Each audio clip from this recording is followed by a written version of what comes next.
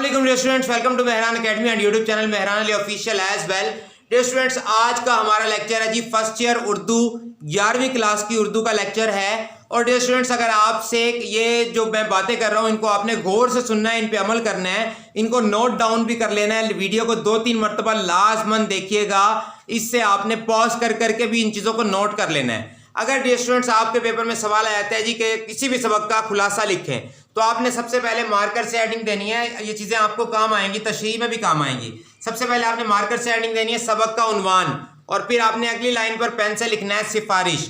उसके बाद आपने मार्कर से हेडिंग देनी है जी मुसन्निफ का नाम, और फिर आपने अगली लाइन पर पेन से लिखना है अहमद नदीम कासमी, ये सबक आया हुआ है। उसके बाद आपने मार्कर से हेडिंग देनी है सन पैदाइश 1916, सन वफात 2006। फिर मार्कर से हेडिंग देनी है मुसन्निफ की उम्र, फिर आपने पेन से मुसन्निफ की उम्र लिख देनी है 90 बरस, यानी कि 90 साल उम्र थी किसकी, अहमद नदीम कासमी की, जो कि सबक सिफारिश के राइटर हैं। उसके बाद आपने मार्कर से हेडिंग देनी है जी माखज़ की, और आपने पेन से माखज़ लिख देना है क्या, ये वाला सबक ज़ेरे खुलासा सबक अहमद नदीम कासमी की किताब कपास का फूल से अखज़ किया गया है। तो जी अब तक हमने क्या क्या पढ़ लिया, सबक का उन्वान सिफारिश, मुसन्निफ का नाम अहमद नदीम कासमी, सन पैदाइश 1916, सन वफात 2006, मुसन्निफ की उम्र 90 बरस, माखज़ कपास का फूल। उसके बाद आपने मार्कर से हेडिंग देनी है जी खुलासा सबक की हेडिंग देकर,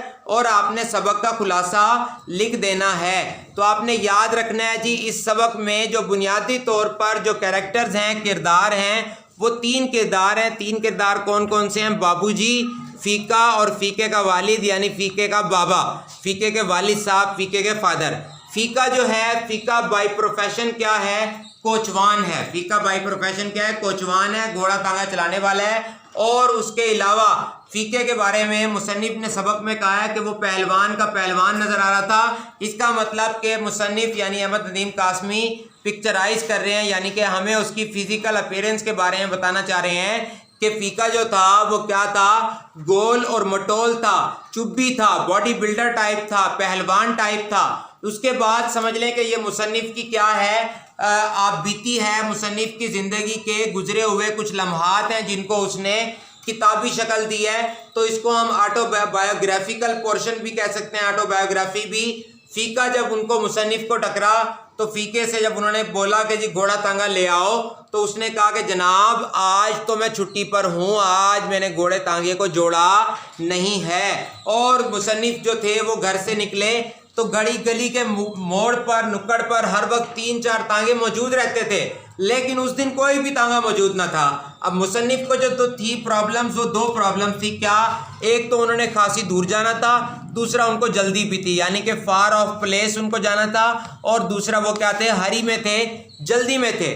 तो जी उसके बाद जो है मज़ीद आपने याद रखना है इस सबक में क्या होता है। इस सबक में जो मुसन्निफ के वालिद साहब होते हैं, यानी कि उनके बाबा जो होते हैं, उनकी एक आँख की बसारत से वो महरूम हो जाते हैं, उनकी एक आँख की बिनाई चली जाती है, एक आँख की बसारत से वो महरूम हो जाते हैं, यानी कि ब्लाइंड हो जाते हैं। तो ये मसला होता है। इस मसले की वजह से फ़ीका जो होता है उसकी आँखें, मुसन्निफ ने इसमें कहा है सबक में कि बोटी की तरह सुर्ख हुई थी, सूजी हुई थी। इसका मतलब मुसन्निफ जो था उसकी आंखों में रात की नींद थी, यानी कि वो सोया भी नहीं हुआ था, जागा हुआ था, अपने वालिद साहब को तकलीफ़ में पाकर वो भी तकलीफ़ में था। तो इस वक्त वो जो ये बाबूजी हैं, ये क्या है, इस सबक में लिटरेट हैं, पढ़े लिखे, सोबर पर्सनैलिटी हैं, सोफिस्टिकेटेड पर्सनैलिटी हैं, और फ़ीके कोचवान की नज़र में ये उनके लिए प्रॉब्लम सॉल्वर हैं, उनके लिए मसीहा हैं, उनके लिए सहारा हैं। अल्लाह के बाद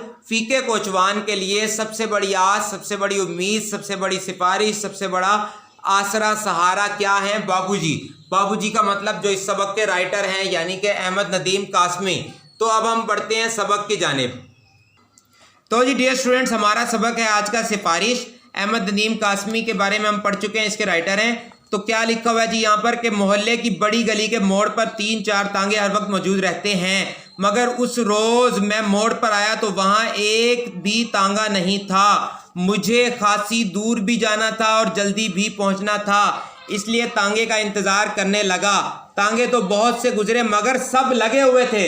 लगे हुए थे का मतलब क्या है? सब में सवारियां बैठी हुई थी, यानी कि सब भरे हुए थे, सब भरे हुए थे। उसके बाद जी आगे मुसन्निफ कहते हैं क्या, सबक में क्या लिखा हुआ? अचानक मैंने फीके कोचवान को अपनी तरफ आते देखा तो पुकारा, पुकारा।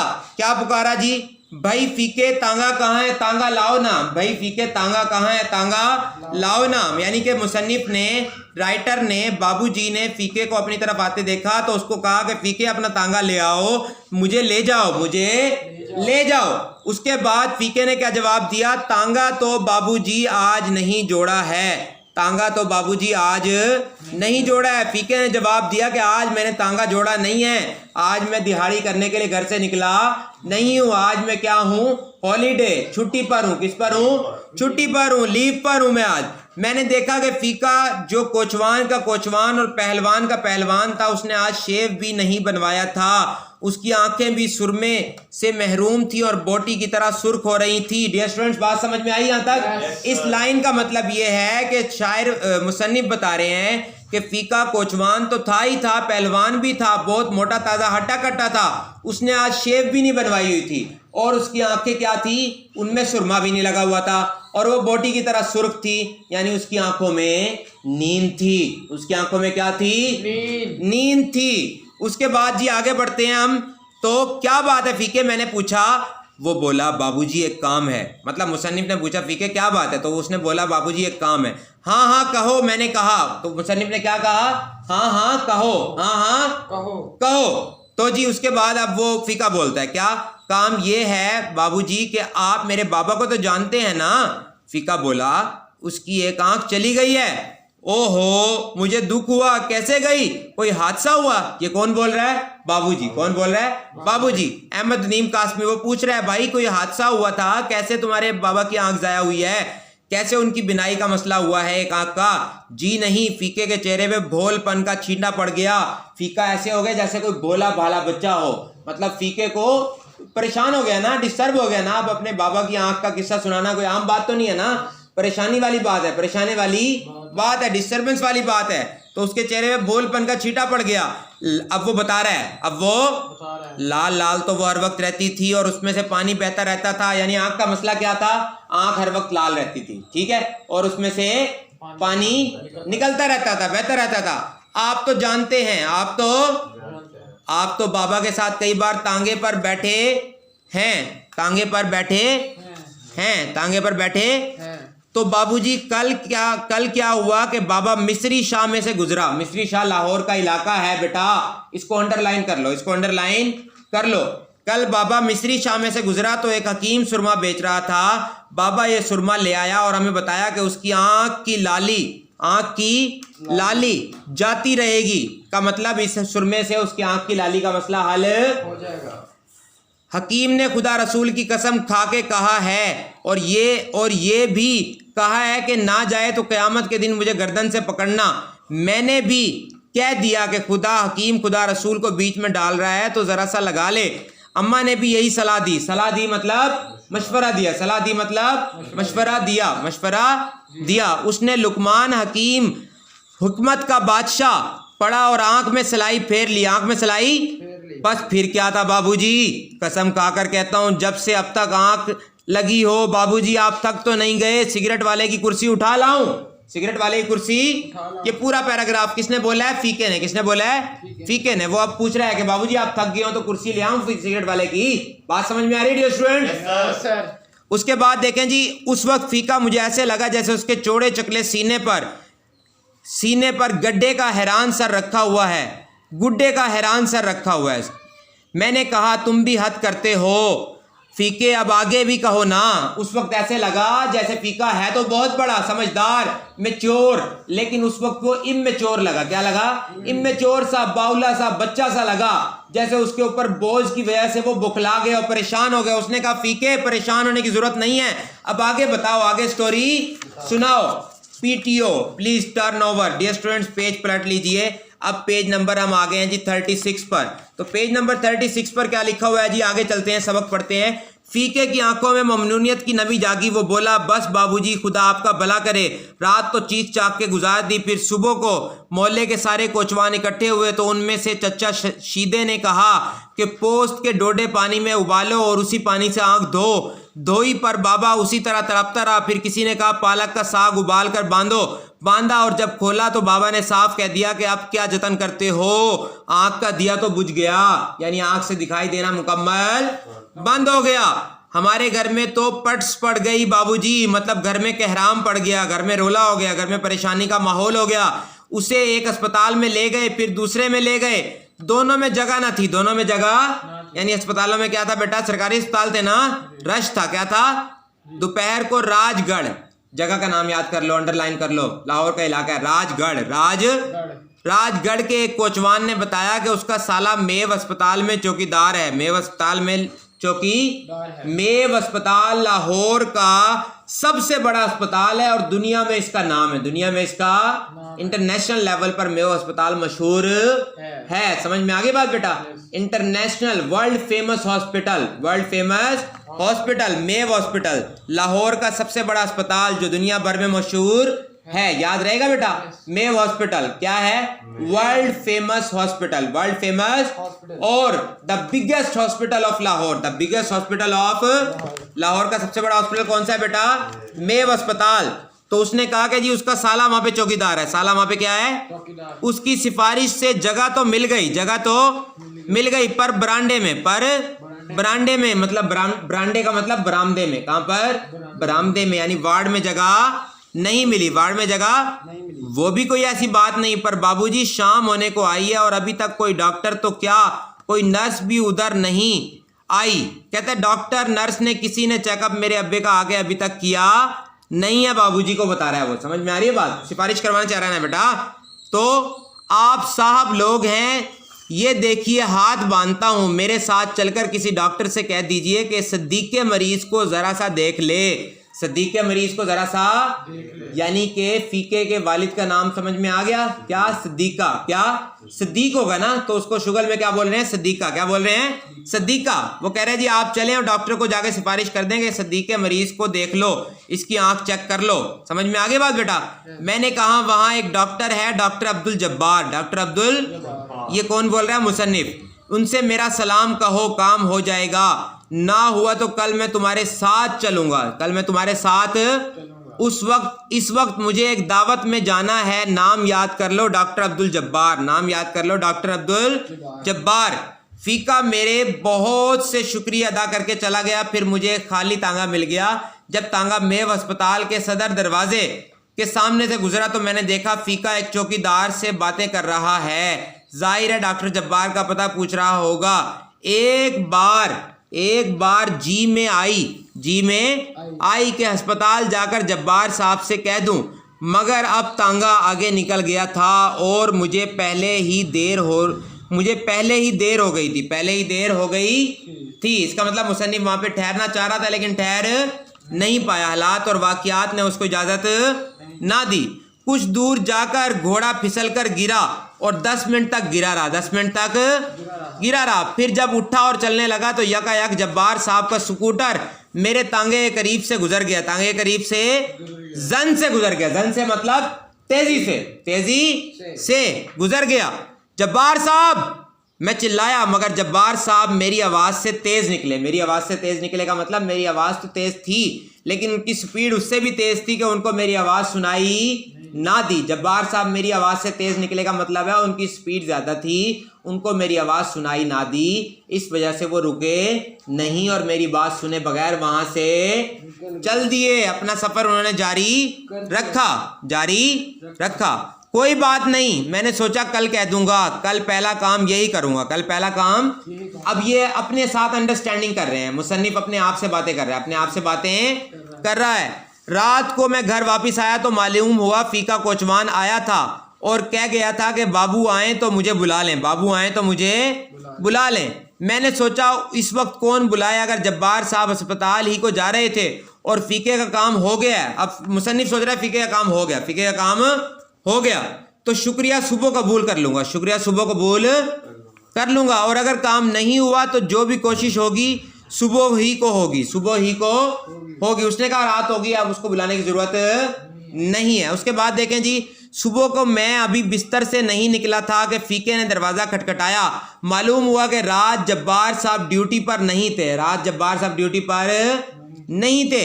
उनकी ड्यूटी आज दिन की है, आज दिन की है। ड्यूटी चेंज होती रहती है ना बेटा, शिफ्टें होती हैं, morning shift, evening shift, night shift, morning shift, evening shift और night shift, first shift, second shift और थर्ड शिफ्ट। बात समझ में आ गई?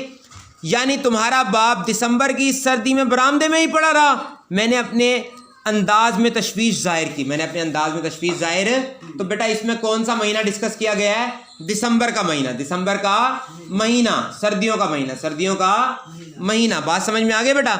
जी हाँ, वो बोला मगर ये तो कोई ऐसी बात नहीं बाबूजी, आपने हमारा घर नहीं देखा। 10 साल से, कितने साल से? 10 साल से छप्पर में पड़े हैं। अंडरलाइन कर लो, ऑब्जेक्टिव में आ सकता है। 10 साल से छप्पर में पड़े हैं। फीका कोचवान जिस जगह पर रह रहा था वो क्या था? छप्पर वाला घर था, छप्पर पड़ा हुआ था, झोपड़ी टाइप था। और वहां पे वो कितने साल से रह रहे थे बेटा फैमिली? 10 साल से। कितने साल से? 10 साल से। और उसकी आंख, मैंने पूछा और उसने पूछा कि उसकी आंख का क्या बना? आंख का वो तो चली गई, वो तो चली गई। फीका यूं बोला जैसे उसकी बाप की आंख को जाया हुए बरसों गुजर चुके हैं। ऐसे बोला जैसे कई साल हो गए उसके बाप की आंख को जाया हुए। वो कह रहा है आंख जाया हो गया, आंख खत्म। मैंने कहा जब आंख जा चुकी है तो बेचारे बुड्ढे को अस्पताल में क्यों घसीटते फिरते हो? वक्त भी जाया होगा, रुपया भी जाया होगा, पैसा भी जाया होगा और टाइम भी, मनी भी, wastage of money, wastage of time, wastage of money, wastage of time. उसने कहा आंख जाया हो गया तो अस्पतालों में क्यों लगे फिर रहे हो? It's a wastage of time, it's a wastage of money. वक्त का भी जया है, पैसे का भी जया है, वक्त भी जाया हो रहा है, पैसा भी जाया हो रहा है और बेचारे बूढ़े को तकलीफ भी हो रही है, तकलीफ भी हो रही है। तो फीका बोला बाबूजी क्या पता आंख के किसी कोने कुदरे में बिनाई का बुरा पड़ा रह गया हो। देखिए चूल्हा बुझ जाता है तो भी देर तक राख में हाथ नहीं डालते, क्या पता कोई चिंगारी सुलग रही हो। यानी यहां पे फीका कहना चाह रहा है कि जिंदगी है तो बहरहाल बसर भी होगी, रात आती है तो आए कि सहर भी होगी, सहर भी होगी। यानी फीका यहाँ पर उम्मीद का इजहार कर रहा है, पुरुम्मीद है। क्या है? पुरुम्मीद है। वो कह रहा आग बुझ जाए तो भी चिंगारी रहती है, हो सकता है कोई पॉसिबिलिटी हो, कोई इम्कान हो, आंख ठीक हो जाए, आंख ठीक हो जाए। इंग्लिश की कोटेशन डियर स्टूडेंट्स आपने यहाँ पे याद रखनी है। क्या? Every dark cloud has a silver lining, every dark cloud has a silver lining. समझ में आ गई बात बेटा? इन्हीं गम की घटाओं से खुशी का चांद निकलेगा, इन्हीं गम की घटाओं से खुशी का चांद निकलेगा। अंधेरी रात के पर्दों में दिन की रोशनी भी है, दिन की रोशनी भी। इसका मतलब हमें ला तकनतु मिर रहमतिल्लाह, अल्लाह की रहमत से मायूस ना हो, मायूस। इसका मतलब फीका कुरान पर अमल कर रहा है, अल्लाह की रहमत से मायूस। उसको अभी भी उम्मीद है कि मेरे बाप की आंख ठीक हो सकती है। और हदीस का मफहूम है कि दुनिया में बीमारी आती है तो साथ उसका इलाज भी आता है, साथ उसका इलाज भी आता है, बस इलाज ढूंढना पड़ता है, इलाज ढूंढना पड़ता है। आगे बढ़ते हैं जी। मैं इस बात से चौंका, आज तक फीके ने मुझसे सिर्फ चारे की महंगाई और आटे में मिलावट के मौजू पर बातें की थी। फिर वो आजी से बोला जरा मेरे साथ चलिए।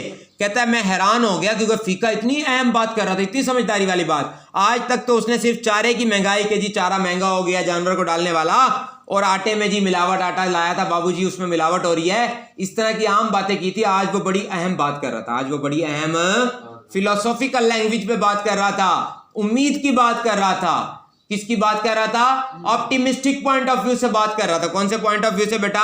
ऑप्टिमिस्टिक पॉइंट ऑफ व्यू से। एक्सप्लेनेशन में बेटा डियर स्टूडेंट्स आपको ये तशरीह में काम आएंगी चीजें। किस में काम आएंगी? वो अच्छा उसने आजी से कहा, आजी से कहा जो आला ज़र्फ होते हैं हमेशा झुक के मिलते हैं, सुराही सर निगू होकर भरा करती है पैमाना, भरा करती है। और जब किसी से आपको मतलब होता है तो मतलब पर तो गधे को भी बाप बना लेते हैं, गधे को भी बाप बना लेते हैं। वो तो फिर जब्बार साहब पढ़े लिखे इंसान, तो उसने आज ही से उसको कहा कि जनाब मेरे साथ चल लें, मेरे साथ आप चल लें ताकि मेरा काम हो जाए। मेरे जिस्म में नींद अभी पूरी तरह गायब नहीं हुई थी, नींद अभी पूरी तरह गायब। फिर नहाना भी था, शेव करना था, चाय पीनी थी। मैंने कहा मैं तुम्हें अपना कार्ड दिए देता हूँ, वो डॉक्टर जब्बार साहब को दिखा दो, बड़े यार आदमी है, फटाफट काम कर देंगे। तुम्हारा बाप एक बार वार्ड में चला जाए, फिर इलाज के लिए तो मैं खुद जाकर कहूँगा। बात समझ में आ गई डियर स्टूडेंट्स? यहाँ तक ठीक हो गया जी? उसके बाद वो मुझसे कार्ड लेकर यूं चला जैसे दुनिया जहान की दौलत समेटे जा रहा है। उसके लिए तो बेटा वो सब कुछ था ना, उसको लगा मेरे बाप का इलाज अब हो जाएगा। मैंने कार्ड पर लिख दिया था, क्या लिख दिया था? जब्बार साहब इसका काम कर दें, जब्बार साहब इसका काम कर दीजिए, बेचारा बड़ा ही गरीब आदमी है, बेचारा बड़ा ही गरीब आदमी है, दुआएं देगा और मुझे यकीन था कि काम हो जाएगा। डॉक्टरों को सिर्फ इतना ही तो देखना था कि आंख पूरी तरह बुझ गई है या थोड़ी बहुत रिमक बाकी है। रिमक का मतलब जान, कि थोड़ी बहुत जान आंख में बाकी है, दोबारा इस पे बिनाई मिल सकती है या नहीं मिल सकती? मिल सकती है या यानी डॉक्टर ने देखकर, सर्जन ने देखकर, ऑप्थेल्मोलॉजिस्ट ने, आई सर्जन ने देखकर यस या नो बोलना था, यस या नो बोलना था। अगर यस तो फर्दर प्रोसीड करना था, और अगर नो तो उनको डिस्चार्ज करके फारिग करके घर भेजना था। बात समझ में आ गई बेटा? क्लियर हो गया? मैं दिन भर घर से गायब रहा, दिन भर घर से मैं से मुराद मुसन्निफ, मुसन्निफ से मुराद बाबूजी, बाबूजी से मुराद अहमद नदीम कासमी। ठीक हो गया बेटा? और फीका दिन भर मेरे घर के चक्कर काटता रहा। शाम को उसने मुझे बताया कि जब्बार साहब बैठे तो हैं पर कोई अंदर नहीं जाने देता। इजाजत नहीं होती ना बेटा, हम गरीब आदमी को अंदर जाने की इजाजत नहीं होती। कहते हैं बारी से आओ, और मेरी बारी आती ही नहीं, मेरी बारी आती ही नहीं, मेरी बारी आती ही नहीं। घुटना पजामे से झांक रहा हो तो बारी कैसे आए बाबूजी, बारी कैसे आए बाबू जी? वो कहता है जब बंदा हो ही परेशान, जब बंदा हो ही गरीब, जब बंदा हो ही बेकार लग रहा हो तो उसको कोई वैल्यू नहीं देता। मेरे वालिद साहब कहा करते थे कि भरे हुए को सब भरते हैं, जेब विच माल सारे नाल, जेब विच माल सारे नाल। अगर आप खाली हो तो आप खाली हो तो हर बंदा आपसे दूर जाएगा, हर बंदा आपसे, अगर आप गरीब हो, बेचारगी में हो, कसम पुरसी में हो तो कोई आपको हाथ पकड़ाएगा नहीं। और दो चेहरे इंसान कभी नहीं भूलता, एक वो जो मुश्किल वक्त में आके आपका हाथ थाम ले, और एक वो जो मुश्किल वक्त में आपका साथ दे तो सकता हो, जिसने देना और मुश्किल वक्त में आपको टाटा बाय बाय करके चला जाए, अकेला छोड़ जाए, अकेला छोड़ जाए, अकेला छोड़ जाए। बात समझ में आ गई डियर स्टूडेंट्स? यहाँ तक आगे देखे जी। उसके बाद फीके ने मुझे एक बार फिर चौंका दिया। अब उसका ये फिक्रा सुनकर बाबूजी तो चौंक गए कि यार इसने इतनी मेन बात कर दी है, फिलोसॉफिकल लैंग्वेज बोल दी है, फिलोसॉफिकल लैंग्वेज बोल दी।